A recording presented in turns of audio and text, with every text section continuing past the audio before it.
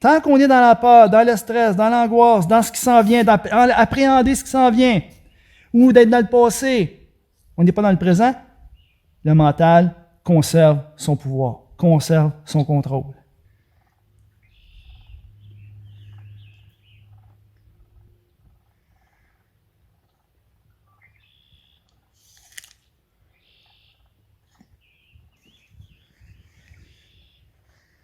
Il mange une pomme. Moi, je suis encore en train de digérer mon déjeuner.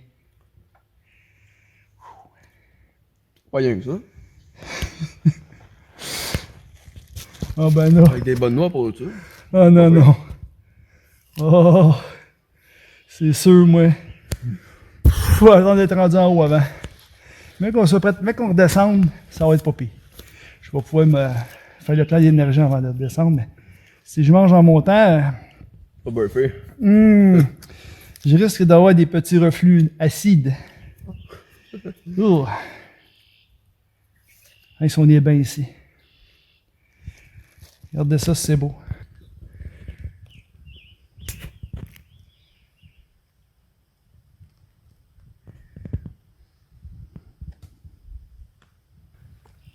Le moment présent.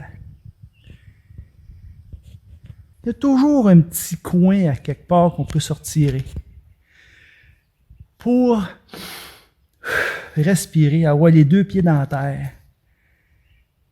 écouter les oiseaux,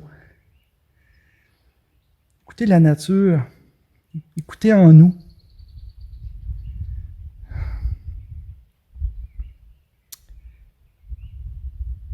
C'est tout.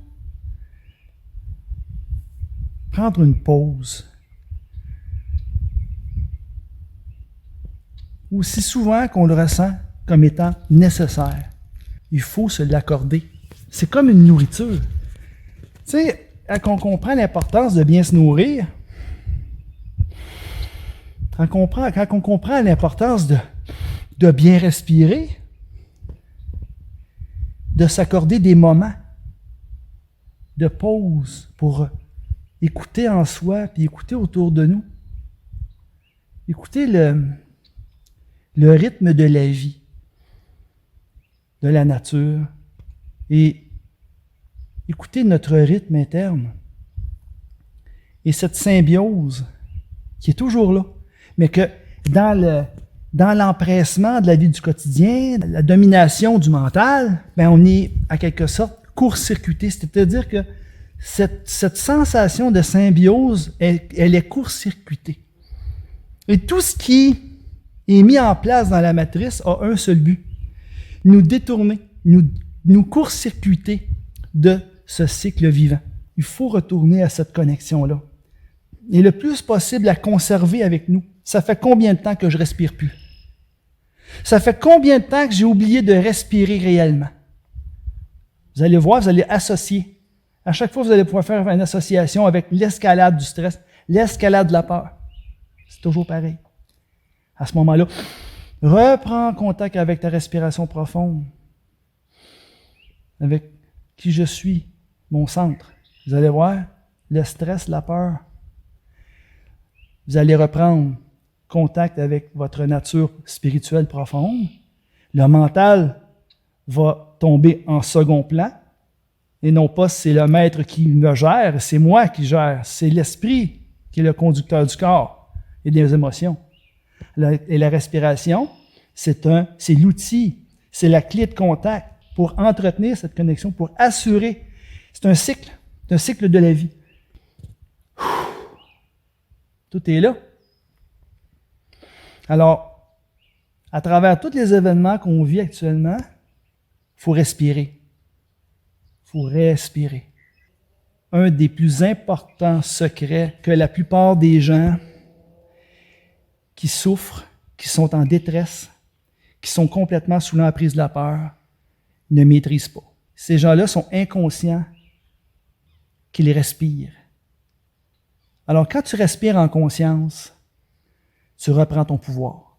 Et là, c'est le temps de te connecter à la source.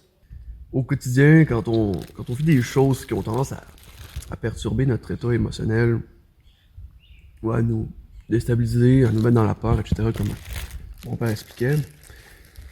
Moi, ce que je fais personnellement, c'est que au lieu de me laisser impacter par peu importe qu'est-ce que ça peut être comme événement, par exemple, un des petits frères qui vient crier sans aucune raison, au lieu de m'enrager ou de commencer à crier par-dessus lui, Je fais pas ça, moi. Je m'arrache jamais, moi. OK. ça t'arrive de temps en temps. Mais moi, ce que je fais, ma technique pour éviter de me perdre, c'est que je visualise cet événement-là me traverser. Un peu comme le ferait un fantôme.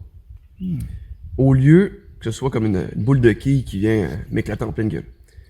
Ça fait en sorte que cet événement-là me traverse, fait qu'elle m'impacte pas, puis là, je suis capable de réagir en toute conscience avec mon être et non par l'entremise de mes émotions.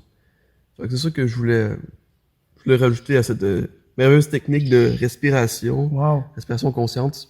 On allie ces deux-là, puis je pense que ça peut faire une belle équipe pour contrer les petits comment dire les petits tracas du quotidien, pour rester présent et zen. Mon fils, qui est aussi un excellent coach. Un coach pour son papa. Et vice-versa. Là-dessus, on va continuer notre randonnée.